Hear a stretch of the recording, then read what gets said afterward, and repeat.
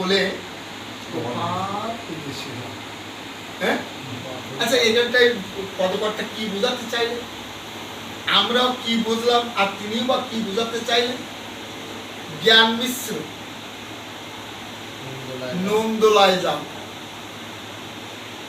জ্ঞানকে মিশ্রণ করো করে নন্দলায় কি রয়েছে? নন্দলায় শুধু প্রেম আর প্রেম। হ্যাঁ, সমস্ত প্রেম, যে চারটে মধুর প্রেম, সেই চারটে মধুর প্রেমই, যেমন সাক্ষ্য, দাস্য, বাৎসল্য আর মধু, এই যে চারটি প্রেম, এই চারটি প্রেমই একবার শতভাগ নন্দলায় ছিল। যে কারণে আমার পদকর্তা হচ্ছে জ্ঞান মিশ্র নন্দলায় যাও, আনন্দের নন্দের বাধারাও। অর্থাৎ ওই নন্দলায় যে প্রেম, অনাবিল যে প্রেম, হ্যাঁ, এই প্রেম তোমার জ্ঞানটাকে প্রেমের সঙ্গে মিশ্রণ করে। হ্যাঁ, আমার মতি হলো দুটি, সুমতি আর কুমতি। এই সুমতিকে মতির কথা বলা হয়েছে, এখানে কুমতিকে বলা হয় না, এখানে সুমতিকে বলা হয়েছে। আমার মতি যশোমতি বলে গোপাল বেশি দাম। হ্যাঁ, তাহলে এখানটায় মতুয়াদের কি করতে হবে? মতুয়ারকে যেমন জ্ঞান চর্চা করতে হবে, তেমনি সঙ্গীতের মাধ্যম দিয়ে ভক্তি চর্চাটিও রাখতে হবে। পদকর্তারা আরো বলছেন, যেমন প্রেম শূন্য জীর্ণ দেহে কি বা প্রয়োজন,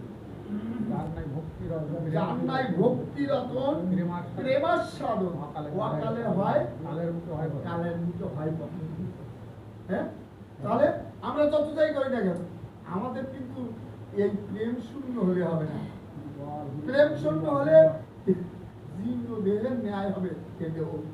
যে কারণে দেহে প্রেম ভক্তি অটুট রাখতে হবে, সঙ্গে সঙ্গে জ্ঞানটাকে আমাদেরকে চর্চা করতে হবে। এই যে সঙ্গীতের মাধ্যম দিয়ে, এই যে আমাদের বিভিন্ন গ্রন্থ, মতুয়াদের যে দলিল রূপ শ্রী শ্রী হরিলীলামৃত, গুরুচার চরিত, গুরুচার চরিত্র সুধা, মহাসংকীর্তন, শ্রী শ্রী হরি সঙ্গীত সহ বেশ অনেক অনেক গ্রন্থ, মতুয়াদের এখন অনেক অনেক গ্রন্থ। এই গ্রন্থের মাধ্যম দিয়ে আমাদের জ্ঞান চর্চাটি যেমন রাখতে হবে, আর এই সঙ্গীতের মাধ্যম দিয়ে আমাদের ভক্তি চর্চাটিও সঙ্গে সঙ্গে নিয়ে যেতে হবে। তবে কিন্তু আমরা একটা সুন্দর অবস্থান সৃষ্টি করতে পারি। আমার ঠাকুর কিন্তু সেই জন্যে এই ব্যবস্থাটি নিশ্চিত করবে। হরিবল।